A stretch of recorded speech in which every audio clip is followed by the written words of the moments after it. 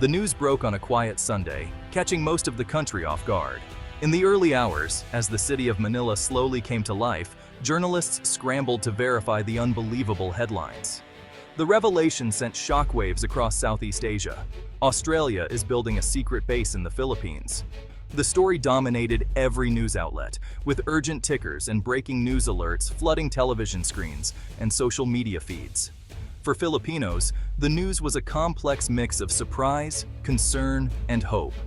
In coffee shops and living rooms, people debated what this could mean for their country's future, their security, and their place in the world.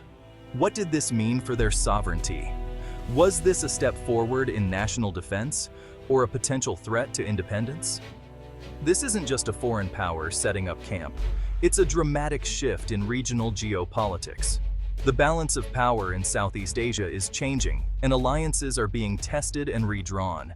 The Philippines, long struggling to assert its maritime rights in contested waters, has found a committed partner in Australia.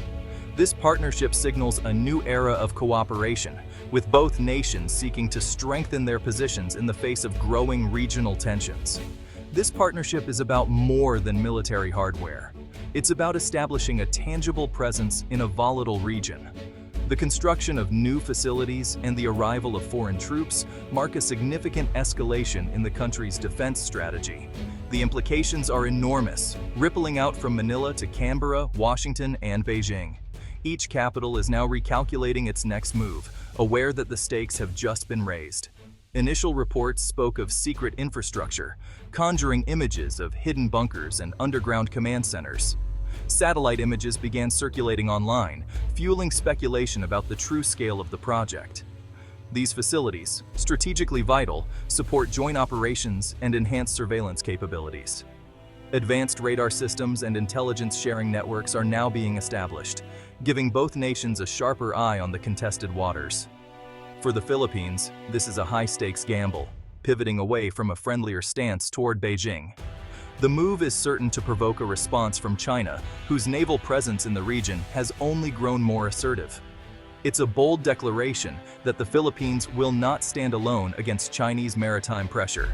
Defense officials insist this is about protecting national interests and ensuring freedom of navigation in the South China Sea.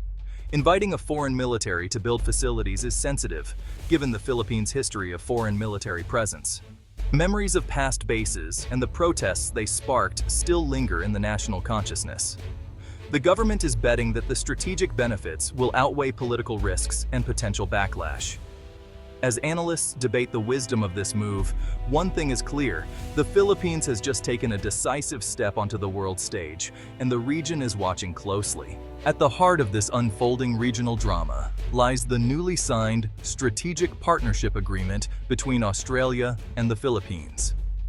This landmark pact marks a significant turning point in the relationship between the two nations, signaling a new era of collaboration and mutual support.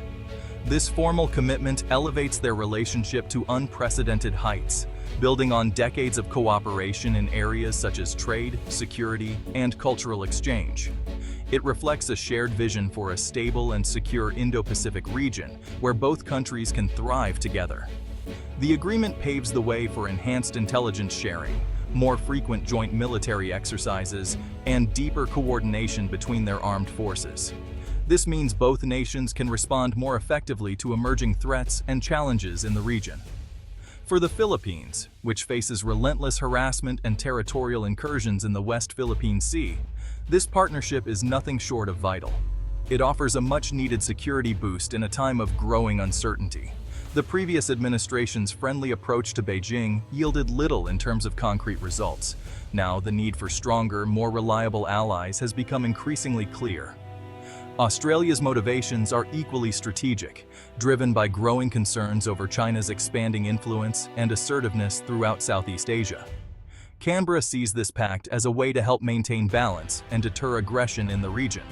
The Defense Pact is comprehensive, covering everything from disaster relief and humanitarian assistance to maritime security and counter-terrorism operations.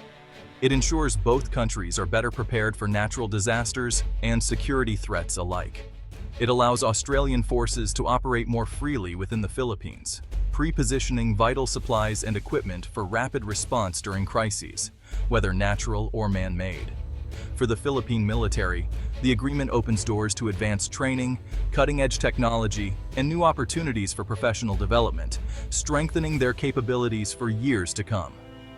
Ultimately, this symbiotic relationship not only bolsters the Philippines' defense, but also extends Australia's strategic reach, creating a powerful alliance poised to shape the future of regional security. The most sensational aspect is the construction of joint-use facilities. These are smaller, specialized projects within existing Philippine bases. They're logistics hubs, communication centers, and staging points for both forces. The infrastructure includes upgraded runways, new pier facilities, and secure storage depots. This is a game changer for the armed forces of the Philippines, enhancing situational awareness.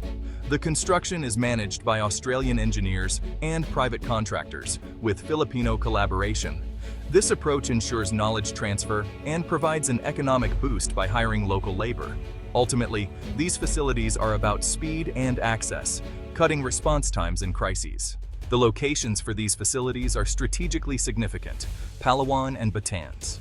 These islands are not just picturesque landscapes, they are pivotal in the geopolitical chess game of Southeast Asia. Palawan faces the disputed West Philippine Sea, the front line of maritime sovereignty disputes. This area is a hotbed of tension, with multiple nations vying for control over its rich resources and strategic waterways. Upgrading infrastructure in Palawan improves monitoring and response capabilities. Enhanced facilities mean better surveillance, quicker response times, and a stronger defense posture against potential threats. Batan's, near the Bashi Channel, is critical for monitoring air and sea traffic. This narrow passage is a crucial maritime route, making it essential for maintaining regional security and stability. A presence in Batan's provides strategic value, offering early warning of military movements. It acts as a sentinel, keeping a vigilant eye on any developments that could impact regional peace. The development in Batanes is provocative from Beijing's perspective, concerning Taiwan. This proximity raises the stakes, as any military buildup here is closely watched by China. By partnering with Australia, the Philippines aligns with alliances deterring aggression against Taiwan. This collaboration strengthens regional security and showcases a united front against potential adversaries. The choice of Palawan and Batanes addresses immediate threats and larger regional challenges. These islands are not just defensive outposts, they are integral to a broader strategy of maintaining peace and stability. This strategy aims to address both the West Philippine Sea disputes and broader Indo-Pacific challenges. It is a comprehensive approach, ensuring that the Philippines remains a key player in regional security dynamics. The Australia-Philippines partnership is a response to China's assertive South China Sea policy. Despite an international tribunal ruling, China claims almost the entire region. Beijing's strategy involves militarizing artificial islands and using gray zone tactics. For the Philippines, this means daily harassment and sovereignty erosion. Instead of submission, China's actions have driven regional nations closer together. The Philippines, under President Marcos Jr., seeks deeper security cooperation with allies.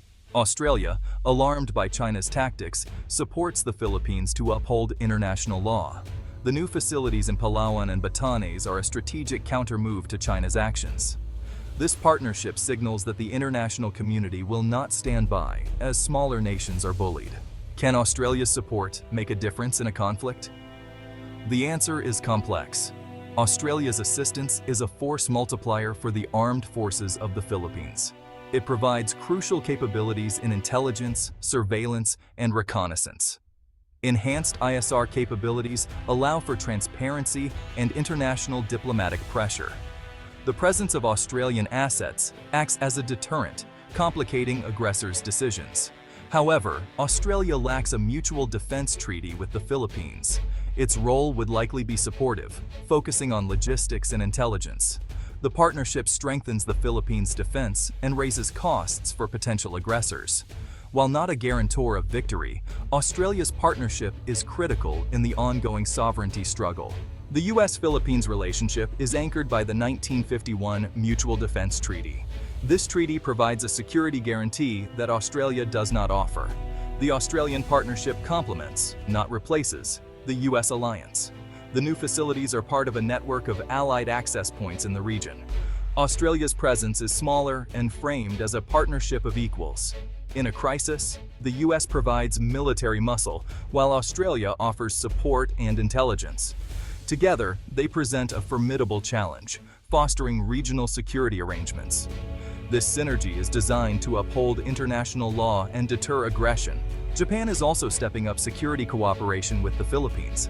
Japan's approach focuses on capacity building, providing defense equipment. It supplies patrol vessels and surveillance aircraft to enhance maritime monitoring.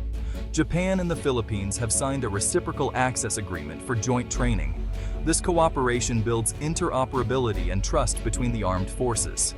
The US provides security guarantees, Japan builds capacity, and Australia bridges the gap. This multi-layered approach creates a resilient security architecture. It distributes the burden and creates a united front to uphold international law. Australia's military projects in the Philippines mark a defining moment for Southeast Asia. This is a bold response to escalating tensions, signaling that coercion will not go unchallenged. The facilities are symbols of deepening resolve and a changing geopolitical landscape. The strategic shift is fraught with risks and unanswered questions. The path to stability requires careful diplomacy to manage complex dynamics. The Philippines must leverage partnerships without sacrificing sovereignty. The goal is to build deterrence so strong that war becomes unthinkable. The future of the region hangs in the balance, shaped by alliances and strategic decisions.